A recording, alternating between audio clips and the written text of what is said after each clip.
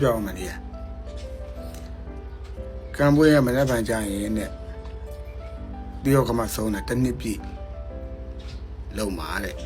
အဲ့ဒါလာခဲ့ဦးတော့လေဖိတ်ခေါ်တယ်တဲ့မင်းဖိတ်စာဝင်းတော့အိမ်မှာပို့ထားတယ်တဲ့အေးပါလာခဲ့ပါမယ်လို့မင်းဒီဝိုင်းနေပါလေပါသေးလားလို့ကျွန်တော်မေးတာကံပွေးကပြောတယ်ဒီဝိုင်းမပါဘူးတဲ့အောင်စပူနဲ့ဆိုင်းမှုတညစီကမှာနဲ့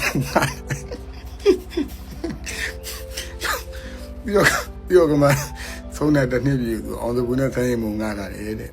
အဲ့ခေါ်ရွဲ့ပြီးတော့ခင်ဗျားတို့ဆိုင်းစရာပါလေဆိုင်းစရာဝင်းတော့လေပေါက်တဲ့ရှင်ပါလေခက်စိမ့်စိမ့်လေးနေပါမယ်တဲ့တချင်းနာမည်ပေါက်တဲ့ချင်းခက်စိမ့်စိမ့်လေးနေပါမယ်ဆိုနေလေအခုဘာလို့မတ်တာပိုက်ကြီးဖောင်းပြီးတော့ဟင်မွေးတော့မှာခက်စိမ့်စိမ့်မနေလို့ပေါ့ဗျကျွန်တော်တို့က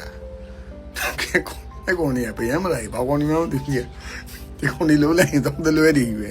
ခွေးချင်းဆိုအဲ့ဒါပြောတာဘယ်နည်းကျွန်တော်ရိုက်ပြတာတွေ့တယ်မသားနော်ခက်စိမ့်စိမ့်နေပါမယ်တဲ့နေရင်ဒီလိုဖောင်းเสียအကြောင်းမရှိဘူးလေ